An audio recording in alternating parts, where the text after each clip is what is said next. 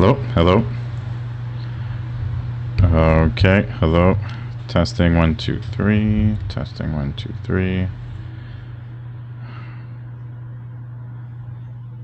And we're gonna start.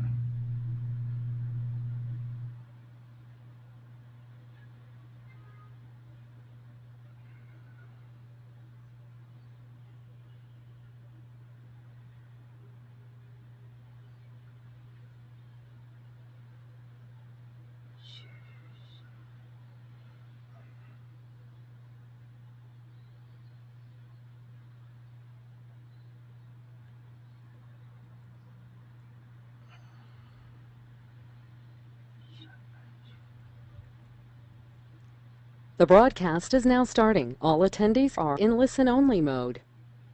Good day, everyone, and thank you for tuning into this webinar. We're actually gonna kick off in the next 2 minutes. We're just waiting for a couple of more attendees to join in, and we'll be starting shortly. Please hold.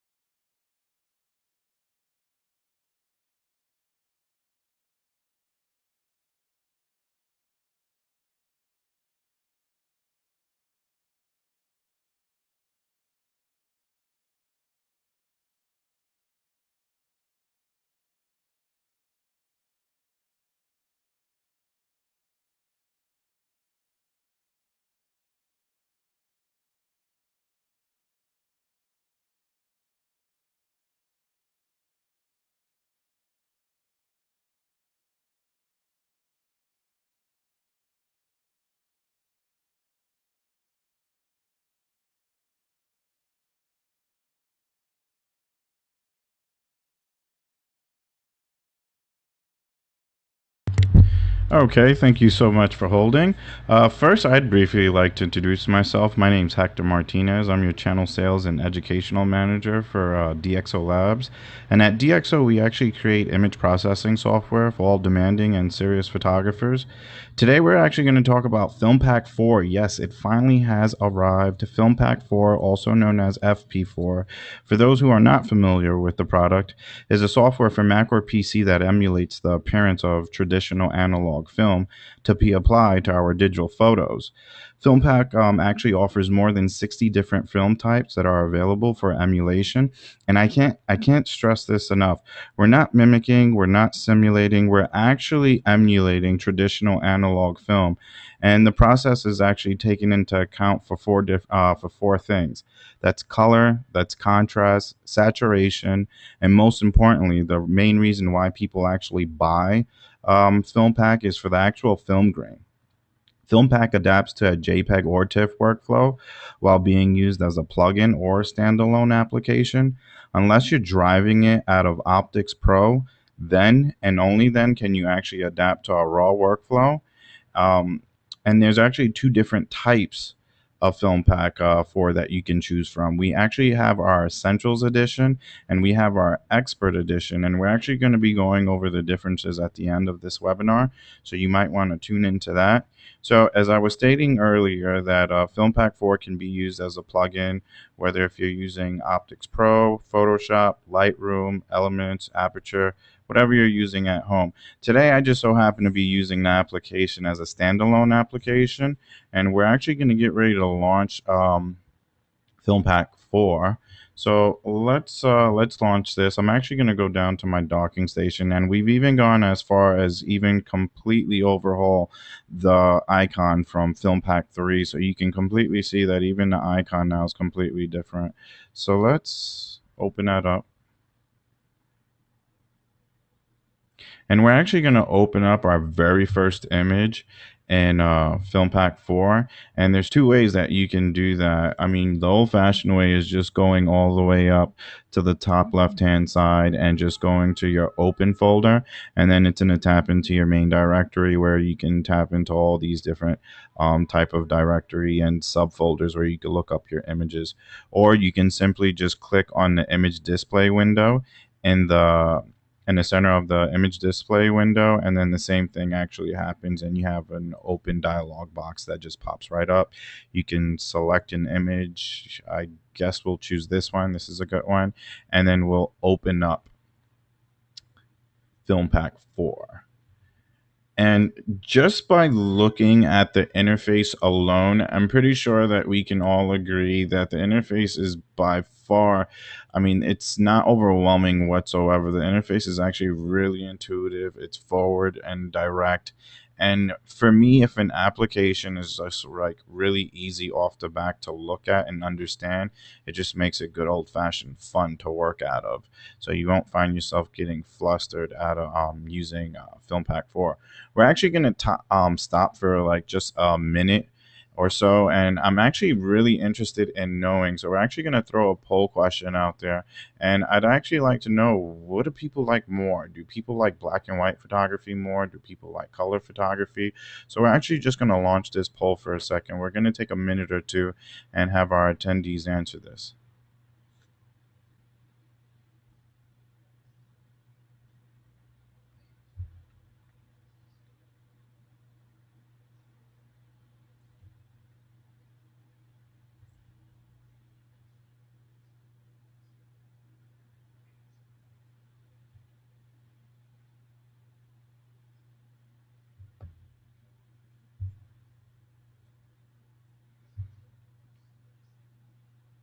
All right, we're just going to hold off a couple of more seconds.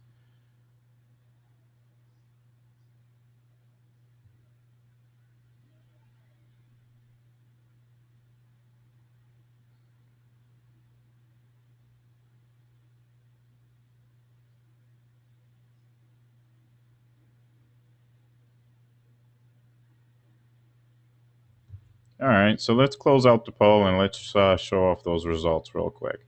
So, as far as our attendees attending today, we have a total amount of 50% people who are into black and white photography. I guess I fall in that category as well. And then we have 57% for black and white, and we have 55% for good old fashioned traditional color photography. So that's interesting.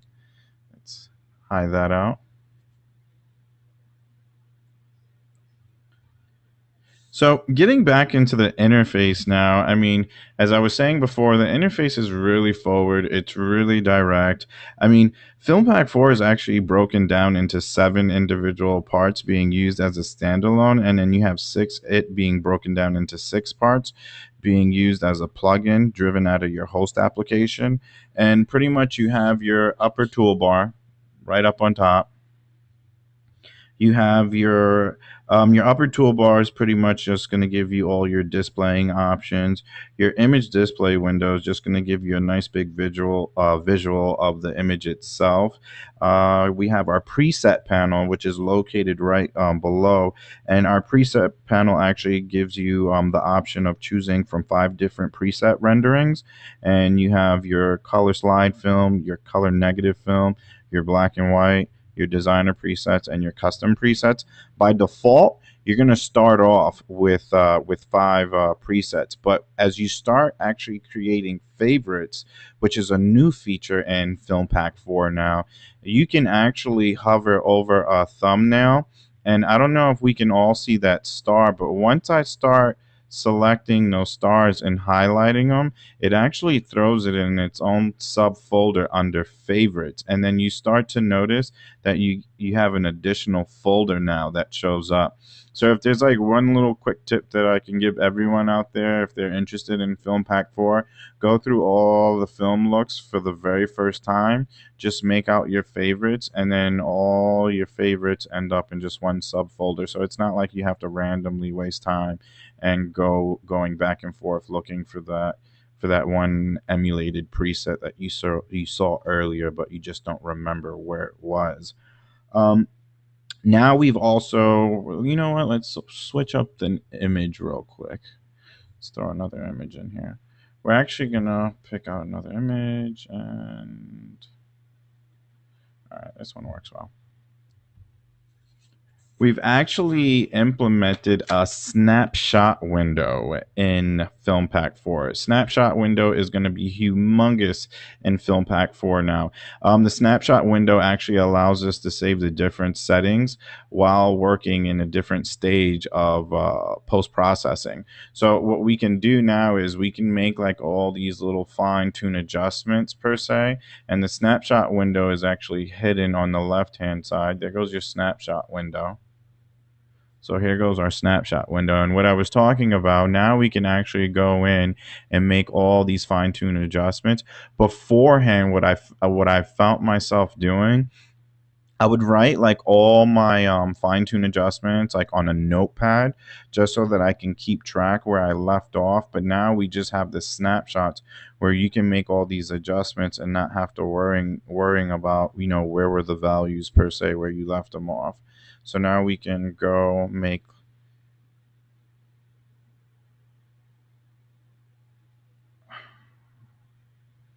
probably way too much on the rides, but let's go back to the rides.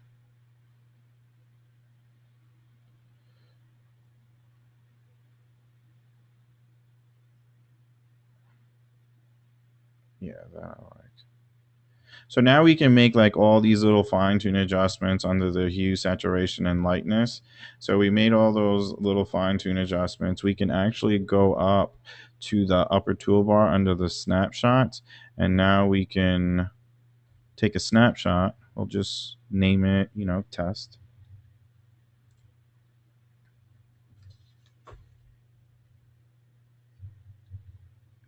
We can save it. And now you see that that snapshot has been saved, and now we always have that reference point to work off of. I thought this was a huge major update, and I really do appreciate this update a lot, because now I just find myself going crazy making all these different fine tune adjustments.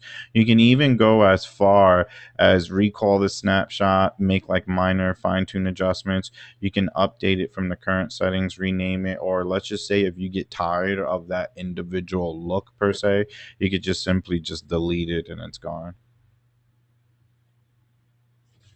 So there goes our snapshots. You have a lower toolbar that shows up when you're using the software as a plugin, and it's gonna end up under your film strip right down here. And it looks like any other lower toolbar in any plugin application. You have your cancel, your save over here, and then on the opposite side you have your settings and your settings and your preferences. So that's only when you're using it as a plugin out of a host application such as Photoshop or Lightroom.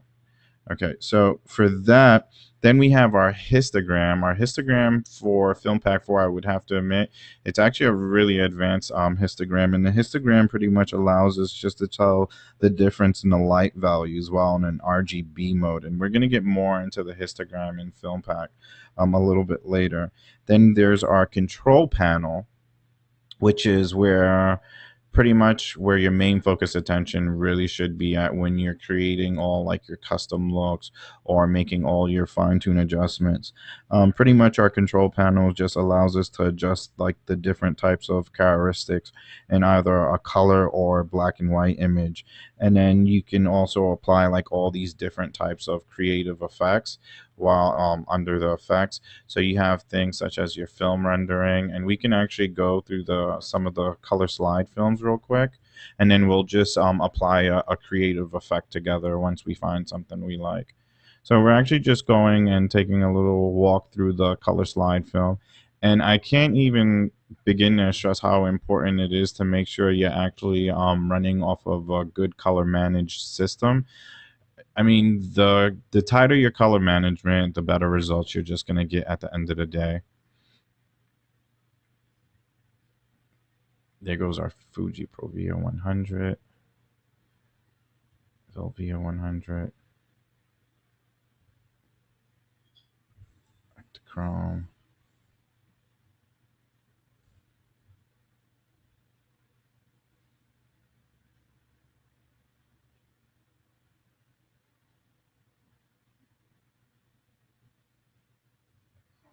Okay.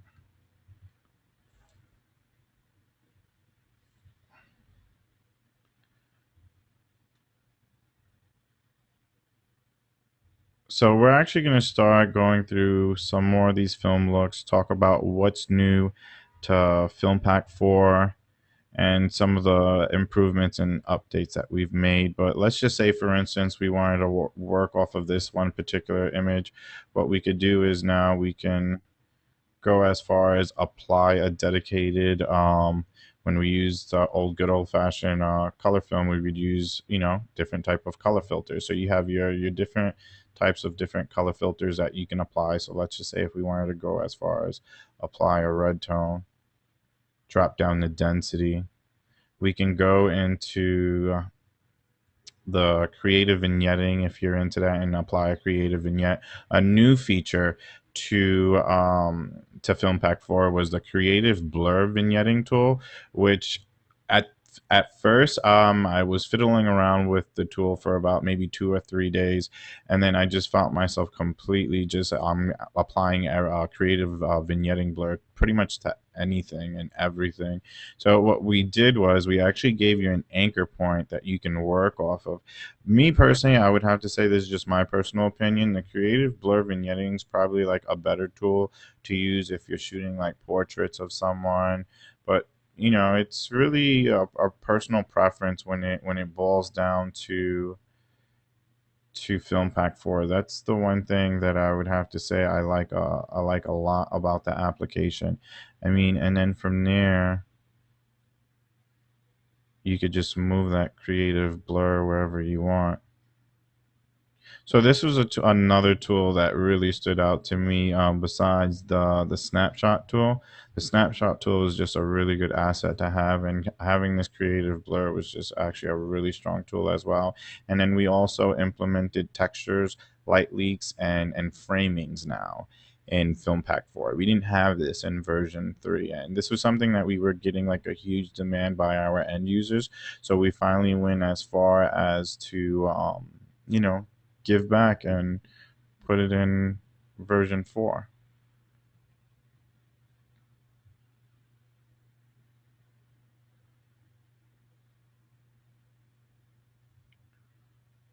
Light leaks, I was having a tremendous amount of fun with. You could do a lot with the light leaks.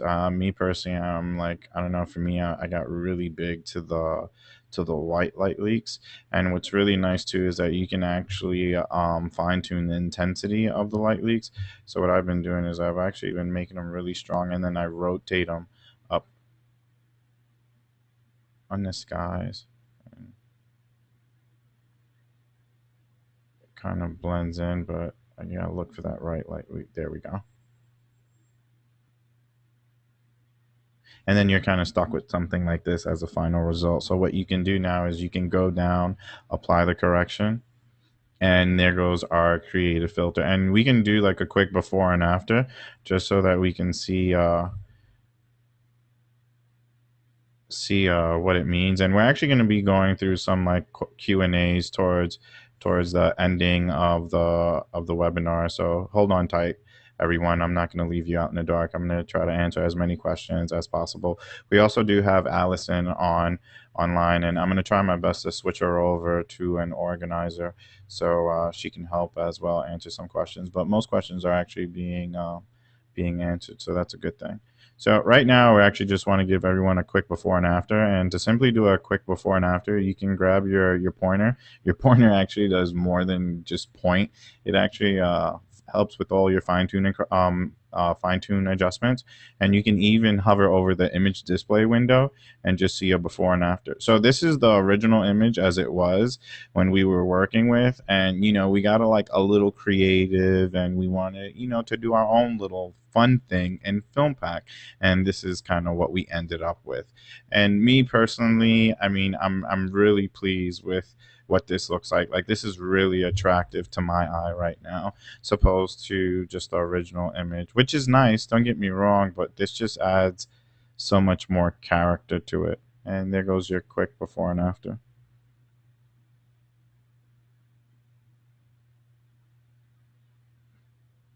Okay, so now we're actually going to get into the upper toolbar a little bit, because we went through the control panels, a walkthrough.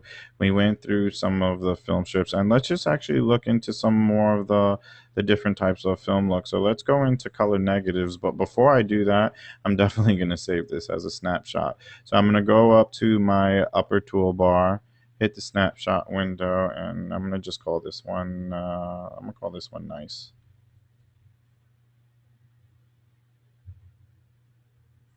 Okay, so that's got saved. So nice is definitely in the snapshot window. So there it goes there. As far as the processing speed that we got into, I mean, we did some major improvements in the catch performance, and then you can also reap the benefits off your system if your system adapts to like GPU acceleration. But you really don't need much to drive the application itself.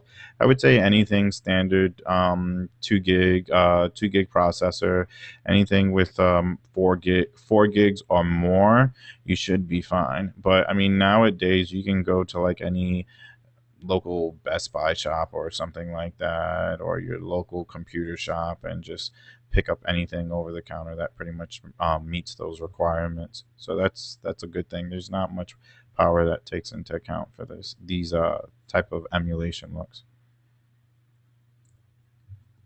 So we're actually just gonna go through the different looks here and the color negative. I mean, considering the fact that FilmPack 4 is capable of also applying and giving us dedicated, emulated traditional analog looks, we also give you the black and whites. By far, I would have to admit though, as an end user myself, the black and whites, it's what it's about in Film Pack 4. I mean, I like to think that the color slide film, the color negative film, the designer presets, and all that other stuff is just considered like a little extra. But all hands down, the main reason why you would even consider looking at Film Pack 4 is that by far they have probably some of the best black and white emulating I've probably seen on the market, supposed to a lot of competitors on the market. Like, they really got their hands, they hit the nail on the head when it came to the actual black and whites. We're going to talk about the upper toolbar now, which can be located right up on top. And the upper toolbar, I mean, it's really just straightforward. You have your open button, which just allows you to tap into your directory. You have your save as button, which is going to allow you to save, um, as a JPEG or TIFF. You're going to notice there's going to be two things you might notice different. When you're using the application as a standalone application, that's the only time you're going to see this open and save file. When you're using it as a plugin, you're going to see your save and cancel file like you do on pretty much any other plugin on the market that adapts to whatever you're using at home. We did implement printing into FilmPack 4. We were receiving a tremendous huge demand for the printing feature in FilmPack 4. So we brought it home, and we brought it for everyone to reap the benefits. So now we can actually go into the printing feature, and you can print directly out of FilmPack 4 now. And you have your basics where you can actually fiddle around with like the positioning of an image. You actually automatically, the unit picks up on what type of printer you're using and what's the maximum printer resolution size. You have your fit to screen, which works like any fit to screen. I'm going to just put this back in the center. Center that out. Okay. And then you have your orientations, your landscape, your portrait mode. Switch that back. And then your printer setup and your page setup and your printer setup that's located down below. So this is also a new feature that's in FilmPack 4 that wasn't in 3. And your printer page setup, another one here. Cancel that out. And then your print and cancel button. We're going to cancel this out so we can go back into the main interface. Then you have your image display preferences, and we actually offer several. There's 3 that you can choose from. You can choose from your single image view display mode, which is in the mode that I'm in right now, and you can locate the single image preview mode right here. You have your split view mode, which actually gives you a before and after processing, and you can actually split the view. And we also provide a drag line, which not a lot of people are aware of about the drag line. So with the drag line, how the drag line works is, which is located dead center, you can actually grab this drag line and drag it in any direction you want. You can also rotate the drag line.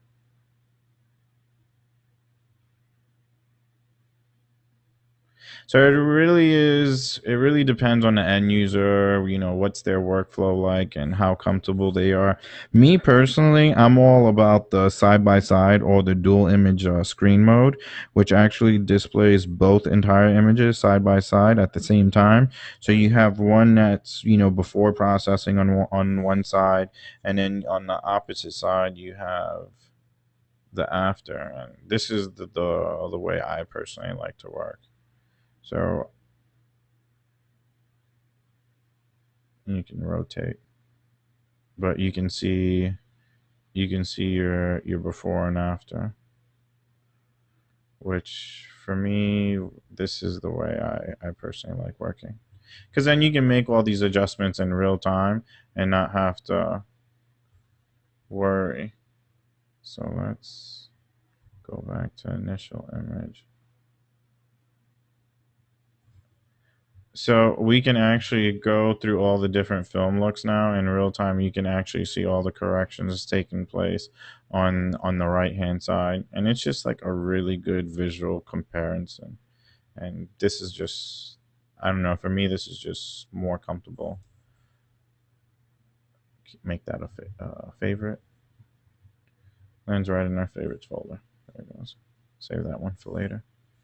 So this is a good way of working as well, or you can just go the good old-fashioned way and just stick to like single image, whatever works for you. Then you actually have your snapshot window, which we talked about earlier. Your snapshot window is just going to save the settings applied to an image during the course of processing. So you just have like a really good referencing point, as I stated earlier. You have your 1:1 ratio, which is located all the way up on top on the upper toolbar. Works like any ordinary 1:1 ratio tool. Zooms right in onto the image, 1:1 at 100%. You have your hand tool, which just allows you to make like all these little fine-tuned pan movements, just to check out detail. A major tool, and this was in FilmPack 3 as well, was your navigator tool up on top. Navigator tool is humongous for me. I find myself using the navigator tool a lot over the hand tool. It's just like second nature. It's just so much more to work out of. And then you can also have your slider where you can make all these fine-tune adjustments and zoom in a little bit more if you need be. You can use the zoom in plus or the zoom in negative to zoom in and out. Works like any other magnifier tool. You have your fit to screen, which is hit fit the screen. You have, let's see what else we have here. Let's bring in another image just for kicks. Don't save.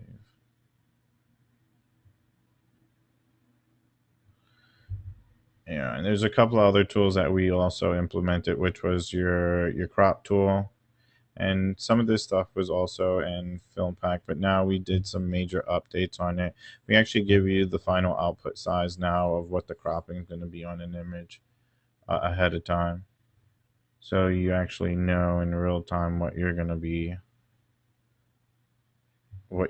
stuck with as far as a final output goes. And I thought that was like a good, useful piece of information to have before I make it. You can also adjust the opacity on the mask. I usually drop it so that's completely black, so I really get to see what I have. As far as the show grid, I always leave the show grid. It just helps me with like composition and stuff like that. Apply the correction and you're good to go. So that's your crop tool. Works like any other crop tool. And then you have your, rotate right, rotate left. There's nothing really special about that. And what else pretty much is there in FilmPack 4 besides the preset panel? We're going to get into more, but before I do that, I'm actually just going to stop and throw out another poll question. I'm actually interested in knowing, what are you shooting? That's what I want to know. I'd like to know what our attendees are shooting. Are attendees shooting weddings? Are you shooting interior, architects, events, street and field? What are you guys shooting over there? I know what I'm shooting. I'm all about my street and field stuff.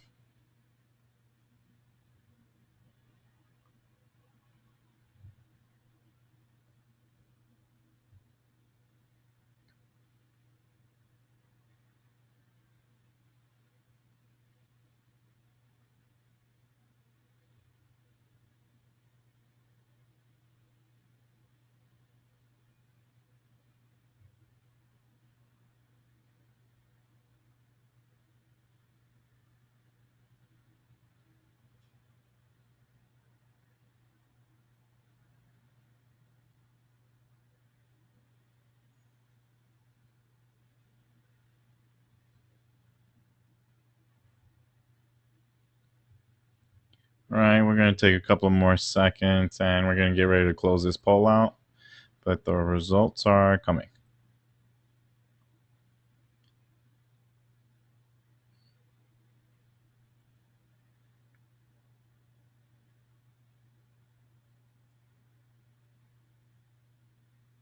All right, let's close out this poll. Let's share the results.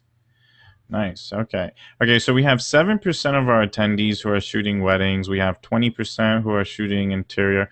We have a whopping 52% of our attendees shooting architecture. We have 28% shooting events, and we have 78% shooting street and field. Right on. Okay. That's interesting.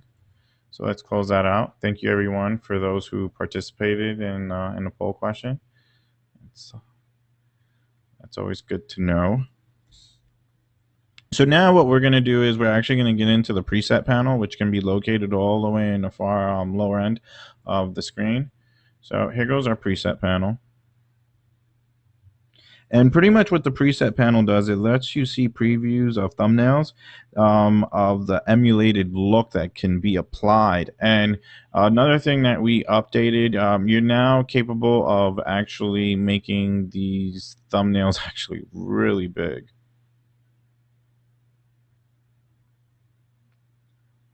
I thought this was like really huge.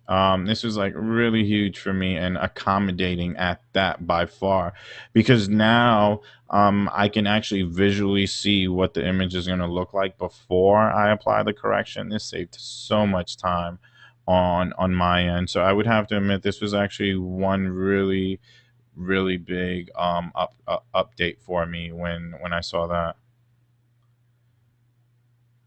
So we're actually going to stop and actually go through the designer presets that we offer. Here go some of the designer presets. I mean, if there's certain ones I can tell you to keep an eye out for, cappuccino is where it's at. You definitely want to have that one as like a base in your favorites photo folder. There's the where is it? The Persian red. Persian red's really nice. We'll get into that. And the beauty about it is these are all considered standards. I mean, you can do so much more as far as like manipulating and fine tuning. That's what's really nice about Film Pack 4. Like we just really give you a really good starting point for you at the end of the day. Just, tell us what it should look like. Even down, there goes that Persian, right? That's nice. It's kind of like a colorized effect.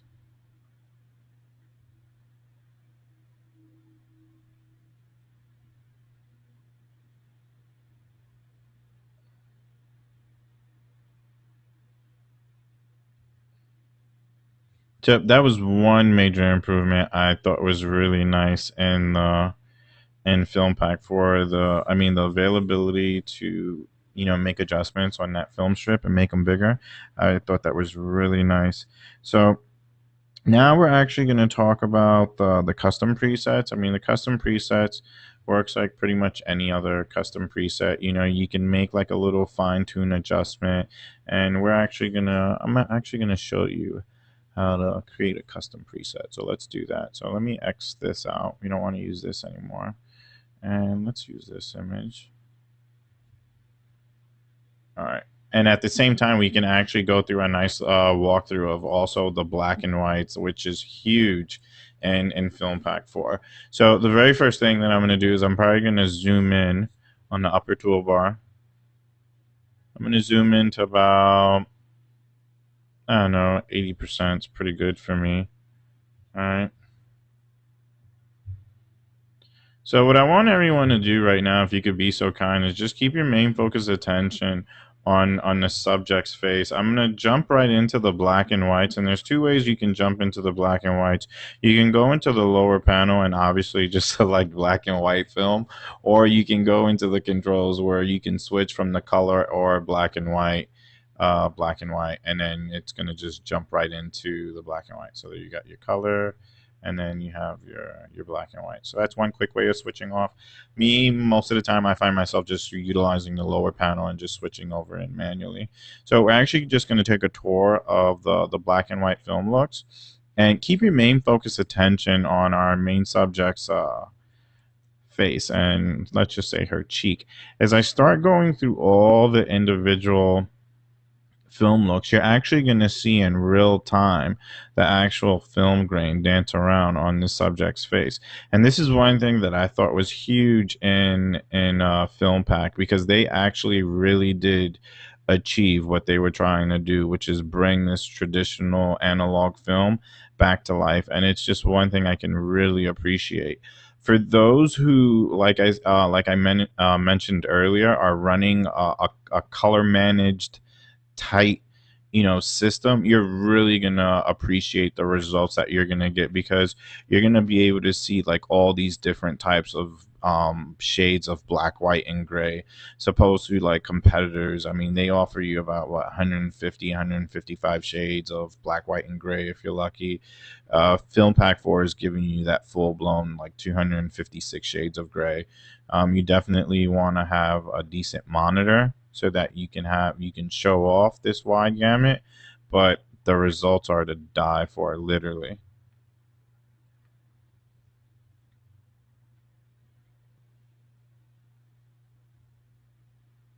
And the beauty about it is I mean, you can fine tune as much as you want. Like one of my favorite films was this one, was Kodak T Max 3200. I remember buying pro packs of this stuff and pro packs of this stuff when I was in school, because I just couldn't get over it. And the beauty about it is the reason why I liked it so much was because it was that mixed emotion film. It's either you love it or you hate it. And for me, I loved it. I loved the color, the contrast, the saturation. The film film grain was always that mixed emotion. Though. It was either there was just way too much or there just wasn't enough. And let's just say if that's the case in FilmPack 4, we have that availability now where we can manipulate it. So what I'm going to do for a second is I'm actually just, I'm going to drop my lower toolbar so we can just get, right on our main subject really good. And it looks good now, but, let's try to bring it out a little bit more. And this is just all a personal preference and just a quick little demonstration I'm doing right now. And this is how I would personally like for the image to look like. What I'm going to do right now is I'm actually just going to manipulate the film grain a little bit. And there's two ways of going about it. You can actually grab this intensity slider and amplify the film grain. And I hope you can see that. The film grain's been really amplified now. But for me personally, I wanna utilize the three renderings of this T-Max 3200. So I just want to reap the benefits of the color, the contrast, and the saturation and just X out the film grain. What I would do is I'd grab this intensity slider and completely drop it all the way down. And now you can see we're getting like all that silky smooth, like black, white, and gray, and there's just like no film grain. That looks really appealing to me. We even gone as far as done this for different types of formats, such as obviously your traditional 35 millimeter, your medium format, your large format, and your custom format. I have actually some friends of mine who are shooting with like, you know, phase one backs, and they're actually using FilmPack as a solution to apply that traditional like film grain on their digital files, which I think is hilarious. You have your filters, which obviously we know when we shot black and white photography, we used what? We used our black and white filters, and here they go. And you're going to get all these bells and whistles in the expert mode, and we're going to go over the difference. But for me, what I would do is I would actually just switch over to a cyan filter and just darken it up, and you can see that it's got like really darkened up on the highlights and shadow details right around Rachel's cheek. Now what you can do is, you can go crazy and get creative. So for me, like I said, I've been playing with this creative blur vignetting tool a lot, and let's just see what we'll end up with. So what I'm going to do is I'm going to just fit the screen, and let's just open up the creative blur vignetting tool, and let's just bump up the radius, transition.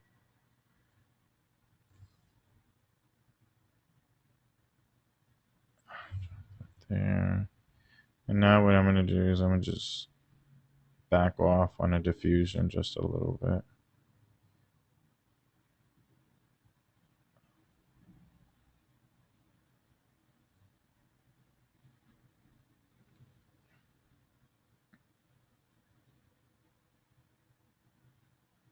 For me, I really like this a lot.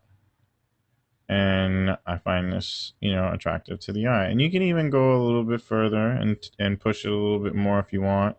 You get really creative and start applying your textures. For me, I would probably do like, I don't know, like the creased paper or something like that, or the scratches maybe. No. There's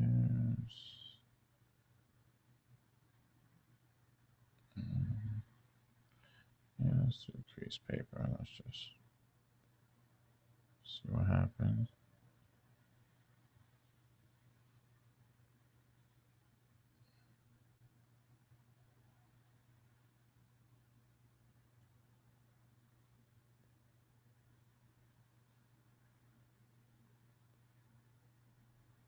Just make it like really faint, but noticeable at the same time in certain areas.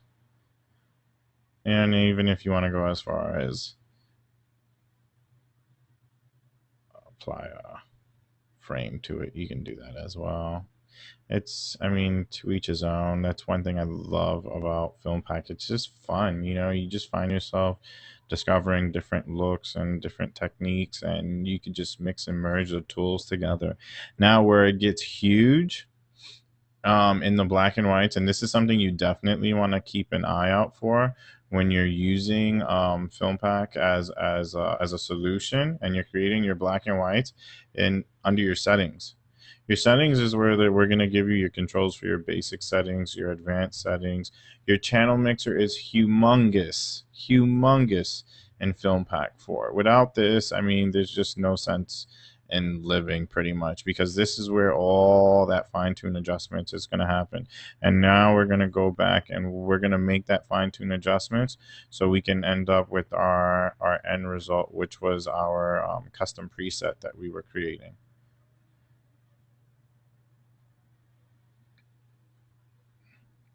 Focus on Rachel. Let's just. Okay, so for me, this is where I'm at. This is the final result. This is what I'm happy with. This is what I'm really content with. So this is pretty much how I would probably leave the image. Okay, so I'm right here. So we can see that Rachel's completely been brought out now as far as the subject, and there goes your before and after. Now, if we wanted to create a custom preset, what we can do is we can go into custom presets. We can add the preset, and we can just call this one, I don't know, let's call this one black and white one. Save it, and then your black and white one is created under your custom presets panel. And then you can even go as far as mark it as a favorite, and then it's always there to be utilized. So now what we can do is, based off of one of our custom presets, let's just say if we had another image we were working with, and once again, this is just for demonstrations for those who are maybe not using FilmPack 4 up to its full potential. We can grab another image, drop that in, just go into the black and white one custom preset that we created, and then there goes your final custom preset look. And you could just keep going over and over and over and using that custom preset. Another really interesting thing about the custom presets is that you can actually swap out your custom presets with your friends. So like I have a friend of mine who's a really good photographer as well, named Dan, and like for instance, Dan's using FilmPack, I'm using FilmPack, so we can now go as far as like just switch individual looks with one another, which is really interesting, especially, considering the stuff that he's capable of creating, because he might see one thing one way and I might see it another. And it's just, I thought it was really interesting that you can just attach it in an email and just send it off to like your best friend so that they can see the custom preset.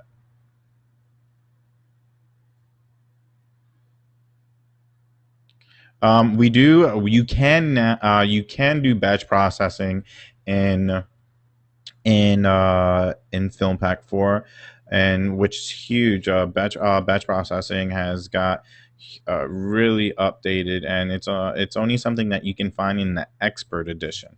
So let's just say, for instance, for those wedding photographers who just want to batch a sequence out, and what we can do is now is we can actually go.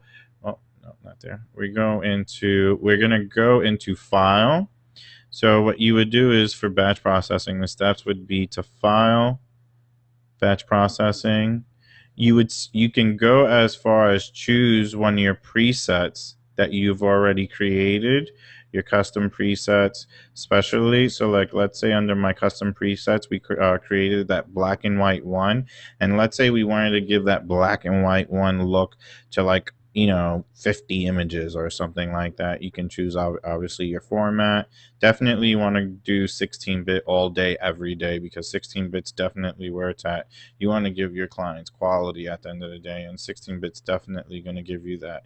You can choose where you want your destination folder to be. So, just for kicks right now, what we're going to do is I'm just going to pick like my desktop for kicks, and call this one test one, right? Create it, choose it, done.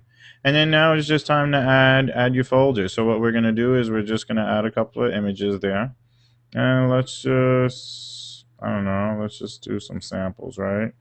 We have, I don't know, 4 or 5 images here. We're going to open them up, and then we're just going to process them out.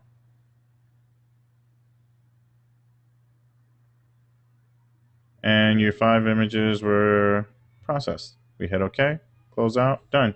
Where your images end up? Right where we told them. Right on the desktop. And now they all have that different look to them. And it's kind of funky the results you get for different type of images. That's one thing I love about FilmPack. Like that actually kind of looks nice. Eh, okay, that's nice. So you kind of just like rolling the dice and seeing what you end up with. But if you have a sequence of photos that I would have to admit that are extremely like uniformed, I mean your results are going to look somewhat very similar. So I hope that helps someone in reference who was asking about batch processing. But yeah, you can batch process, and it's fairly simple and intuitive. And you can always reference back to our webinars or our DxO Academy, where we're constantly putting out like educational content on little steps like that, such as batch processing. So I hope that helps.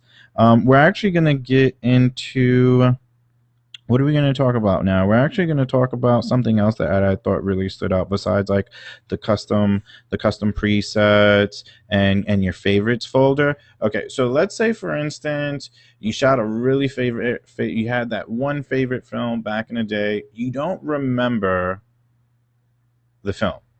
You don't remember exactly what you used, but you do remember who was the manufacturer of the film. I thought this was huge.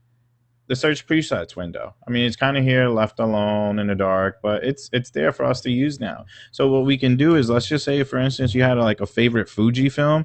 You can go in the little dialog box and just type in Fuji, and then you'll have all those different type of Fuji filters that show up.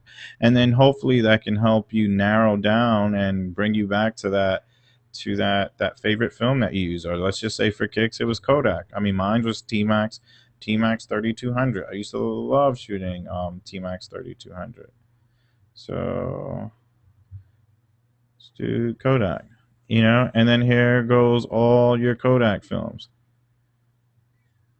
Yeah, and you can even go down, and the minute you hit T, look at that. I didn't even finish. I just Kodak T slash, and there goes your T Max choices. You got your T Max 100, your T Max 3200, and your T Max 400. So I thought this was like a really nice update in FilmPack 4. I mean, they definitely went through the extent of getting a lot more organized and helping us to achieve cutting our workflow time in half. And I could really appreciate that, because at the end of the day, we want to spend more time behind our cameras and less time behind a computer. Let's be realistic. And that's what it's about. Just making a product that's really simple and intuitive and that completely works for you and not against you. The beauty about FilmPack is you don't have to read 4 or 5 books. You don't have to watch 6 or 7 videos. I mean, you probably watch 1 or 2 of our webinars, and then you're pretty much doing your own thing from there, creating your own, traditional analog looks. And that alone I could appreciate. You have our histogram palette, our histogram window, which is located right up on top, and your histogram window just gives you light values for your RGB workflow, and the values are pretty much superimposed into our graph, which makes it possible to see the difference between channels. You can even go as far as switch off from each individual channel. So let me just move this real quick, and you have like your channels right here where you can switch from your red values, your green values, your blue values, and your luminance, and then you could just jump right back into all of them again. So I would have to admit, for FilmPack 4, the histogram is extremely advanced. And then there's the control panel. The control panel is pretty much where it's at. This is where all the magic happens in FilmPack 4. This is where all the fine tuning, this is where all the creative looks, all the custom looks happen. This is where you're going to spend a lot and most of your time working out of in FilmPack 4, which is definitely your controls. As far as your controls just pretty much handles like your settings and effects, and those two buttons are really distinctive because they're right here. You have your settings and your effects, and then obviously you have your choice from switching over from color and black and white film. So there goes your black and white, there goes your color. As far as the effects tabs is pretty much just going to group all creative tools all together under one tab. So right now we're in settings. We're going to switch over to effects, and the minute we switch over to effects, this is where you can see like all your creative fine tuning, your film rendering, your film grain. We can rip the film grain over a certain type of film. You have your dedicated color or black and white filters, which is huge in expert mode. You have your toning, where you have your different tonings, your sepia, and then you can even go as far as your toning, fine tune the intensity, where you can boost it way up, or just kind of look for that gradual sweet spot you're looking for. And you can even go as far as save that as like a favorite or a custom preset. Your creative vignetting was always in FilmPack. It was in FilmPack 3. What we did was we actually gave you a center point now where you can work off of. So with your center point, what we're doing now is you're actually capable of having that individual sweet spot. So you can actually place the center attention where it needs to go, and then you just apply the correction, and there that goes. Your creative blur vignetting was huge for me. This is actually a new feature in FilmPack 4, and your creative blur vignetting, for those who actually upgrade, or for those who purchase FilmPack 4, this is definitely a feature that you're going to be working out of a lot as well. Your textures, your light leaks, and your frame, I mean, that's more of a personal preference. It's really whatever you're into.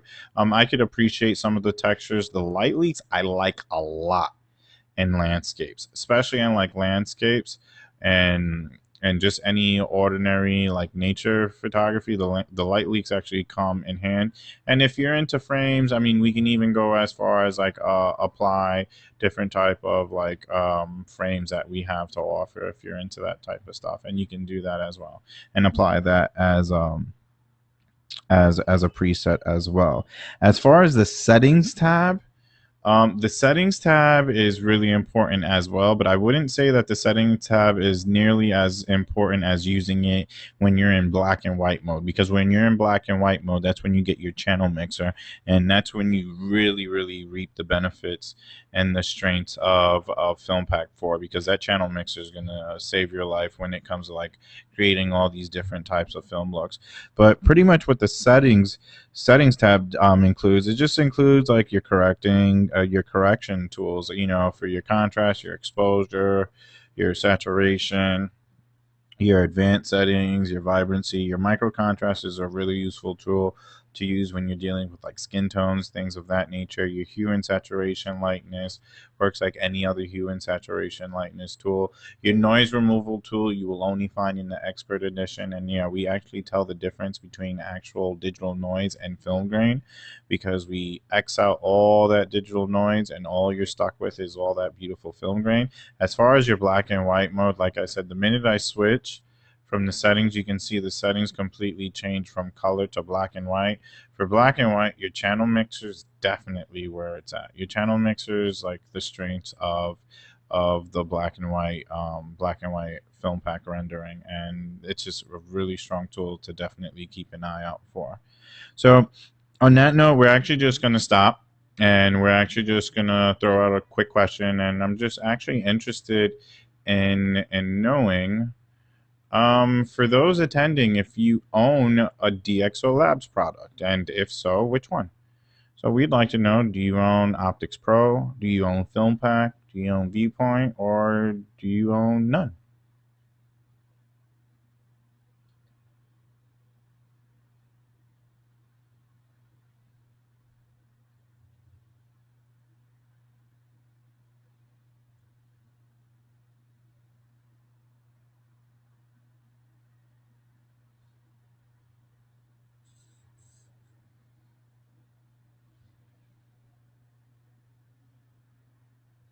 So we're just going to hold out a couple of more seconds. We still have a couple of attendees bringing in those polls, but we're actually about to close it up in just in less than a minute, everyone.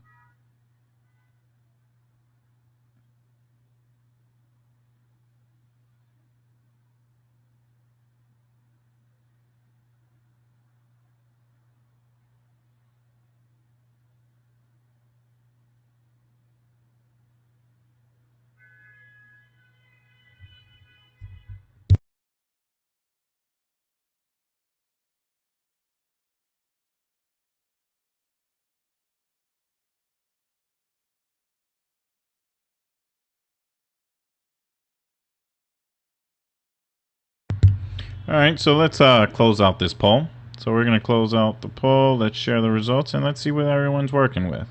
Oh wow. Okay, so we have 69% of our attendees attending today who actually do own Optics Pro. For those who own Optics Pro, keep in mind that you can drive FilmPack out of Optics Pro, and it's under your controls. So you have your organize, and then you have your controls. Definitely look for FilmPack 4 in there. It's going to show up under your color rendering photo. When using Optics Pro, that's the actually only time that you can actually write analog emulated film looks to an actual raw workflow. If you're using it as a plugin or a standalone, obviously you're stuck, converting it in your host application and then just applying it to JPEG or TIFF workflow. I've noticed that the results are just night and day. Literally doing all your black and white emulation out of Optics Pro. We actually have 63% of our attendees using FilmPack. We have 55% of our attendees using Viewpoint. Wow, that's pretty big. And then we have 20% of our attendees who are not using any one of our products. Hopefully, you saw something in FilmPack today that you can maybe adapt to your own personal workflow. We actually have some like really attractive specials currently going on right now, and the price is right. You definitely can't go wrong. So let's just close out these results. Let's hide that. And right now, what we're going to do is, as I mentioned earlier, we were actually going to go through the differences of FilmPack Expert and Essentials because it's a really common question that I run into a lot, especially when at trade shows or doing lectures and events. So I'm actually just going to stop and take a minute to just showcase the differences between Essentials and Expert. And I mean, it doesn't get better and easier than this with our little chart here. So we can clearly see that you're getting more black and white looks in the expert edition as opposed to the essentials edition. I mean, you're only getting 20 emulated analog looks in essentials, supposed to having 36 in expert. We have 10 designer presets in the essentials, and you have 33. But the major things that really stood out, which was really important, is your custom presets. You're only going to find that in the expert mode. As far as your snapshot window, that's also another expert mode. So keep in mind, if you don't have the snapshot feature, you're going to constantly find yourself writing your values like on a notepad, just to be able to see where you left off. As far as your vibrancy and your micro contrast, you're only going to find that in the expert mode as well. Your denoising tool, which is completely denoising all the digital noise so that you're stuck with all that flattering film grain, can only be found in the expert mode. Your HSL slider and your channel mixer, which is huge for creating all those custom fine-tuned looks, you can only find that in the expert mode. For those who are asking about batch processing, I hate to disappoint you, but you can only find that in the expert mode because that's an expert feature. And as well as our new features, as far as like textures, our edges, and our frames, that's also something that you can only find in the expert mode, which are those features right now. And as well, yeah, we pretty much went over anything. So obviously, you can clearly see how important DxO FilmPack 4 is as far as the expert mode. We're currently running specials right now towards the end of the month. You can pick up the essentials mode directly from our website or just pay one of your local resellers a visit for $49. And the expert mode, which you can't go wrong, is only priced at $99 to the end of this month. So keep in mind, you can actually just pay us a visit on our website, make a purchase there, or you can feel free just to pay your local reseller a visit and just pick up a box set. So on that note, I'd really like to thank everyone for attending today's webinar. Please feel free to take advantage of our specials at DxO.com or pay your local reseller a visit if you're interested in picking up a copy of FilmPack 4. And also pay us a visit at DxO.com. And I'm going to show you that because we just actually opened up a new segment to our website called DxO Academy. So let's go to DxO, and I want to show you where you can locate that new segment. So you can actually go to our website under tutorials, and this is where you can tap into like everything that's happening at DxO as far as education. You have you have your your webinar videos, you have your tutorials on each individual product that you can tap into. So this is definitely somewhere where you want to be tapping into, because this is where like all the latest and greatest stuff is going to be happening in the near future for DxO. And as far as our products right now, our products are on special, so feel free to take advantage of the special pricing. And for those who are already faithful customers of DxO and are using FilmPack 3, you definitely want to go log into your account and under your account and take advantage of the upgrade pricing. I mean, you can't go wrong for that. So on that note, I'd really like to thank everyone for attending. Also keep in mind that we're going to actually be remaining on the line for an additional 10-15 minutes, just answering any general questions that anyone might have. But please feel free to ask away, and we're going to try to answer all the questions that we can, which there's not many, so that's a good thing. But yeah, please feel free to stay on the chat line. And I also have another big thing. I love giving free stuff away. So for the first person who can actually get back to us in the chat dialog box and tell us what are the 4 renderings that we study for, um, as far as to create FilmPack, if you can tell us what are the 4 renderings, if you can be the first person to type in the chat box, what are the 4 renders that we study for, I'll be more than happy to give you a free copy of FilmPack 4 Expert. So we're going to stay on the line for an additional 10-15 minutes answering any general questions. But in the meantime, you definitely want to be the first one to give me that answer in reference what are the 4 renders that we study for to create FilmPack 4. And I'll be more than happy to give you a free copy of FilmPack 4. Thank you.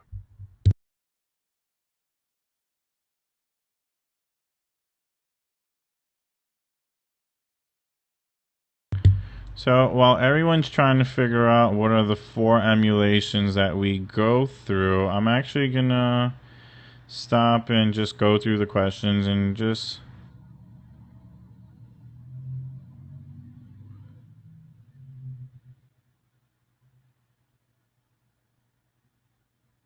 see what questions we got going here.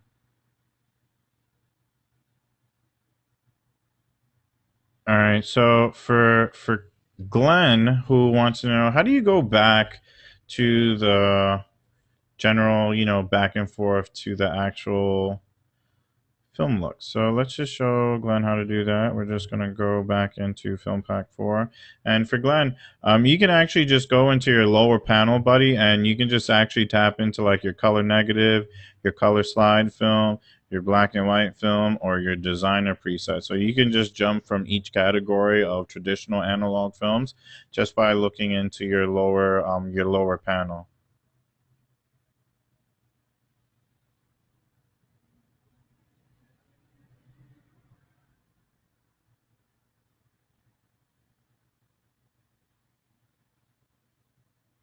So Alan wants to know, can he adapt to a traditional analog film and apply it towards his workflow in Lightroom? And unfortunately, Alan, you can't do that, buddy. You'd have to do your conversion of your RAW in Lightroom and then apply the corrections as a plugin. Therefore, taking it into Lightroom as a JPEG or a TIFF. That depends on how you set it up. But no, you cannot. You can only write the raw information. You can only write the traditional analog information to a raw workflow only and only when working out of Optics Pro. So I hope that helps.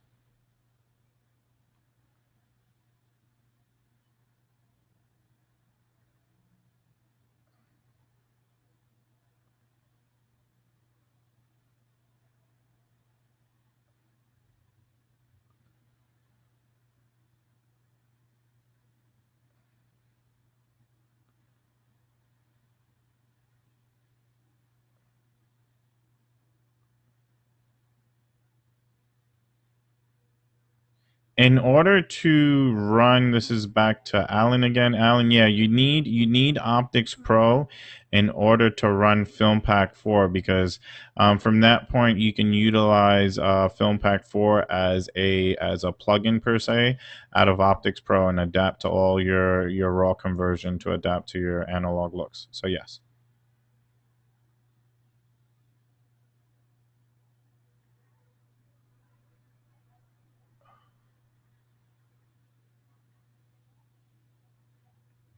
For Dustin actually wants to know, can he reap the benefits of the black and white film grain and apply it to like a color slide negative film?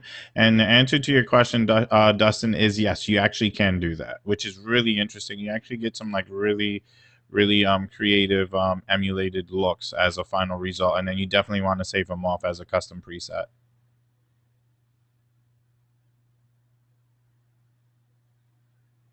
So Rudy wants to know, how do you make the thumbnails bigger?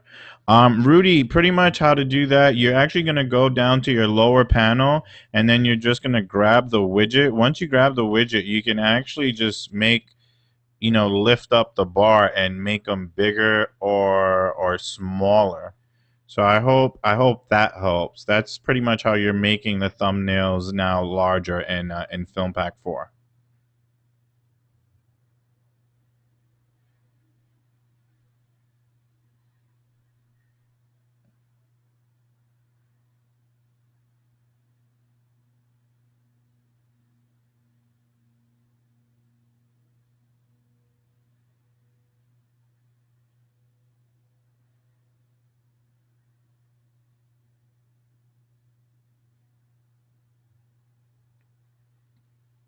So I don't know if Dustin saw how we actually did the batch processing, but Dustin, just to showcase how that feature works again, what you're gonna do is you're actually gonna go into FilmPack 4.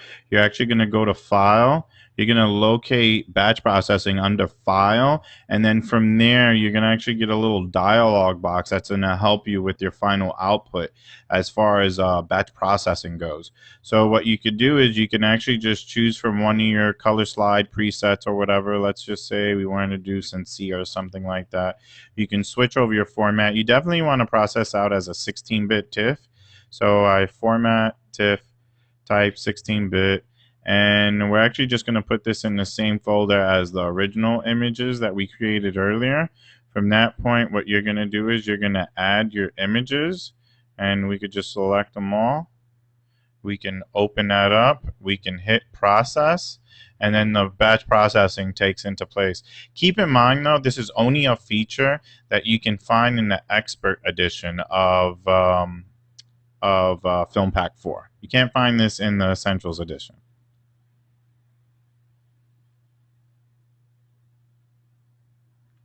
As far as the photos being edible, they do adapt. The application does work and adapt to 32 and 64-bit systems, so you're fine there.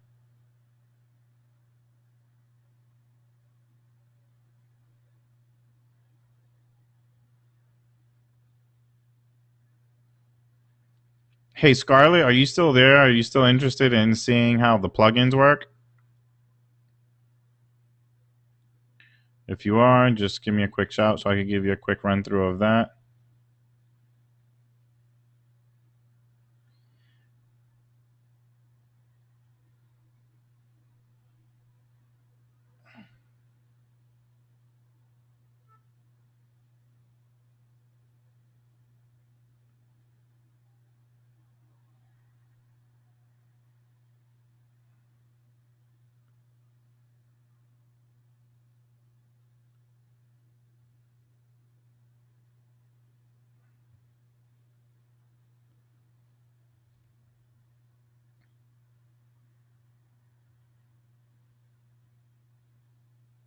This is an application that, yes, can be used in Lightroom. This is for Gideon. Gideon wants to know if you can use this as Lightroom. And yes, you can use this in Lightroom, Gideon. What you would do is you would go in Lightroom, go under Photos, Photo Edit In, and then you would launch your DxO Lab plugin like you would any other plugin.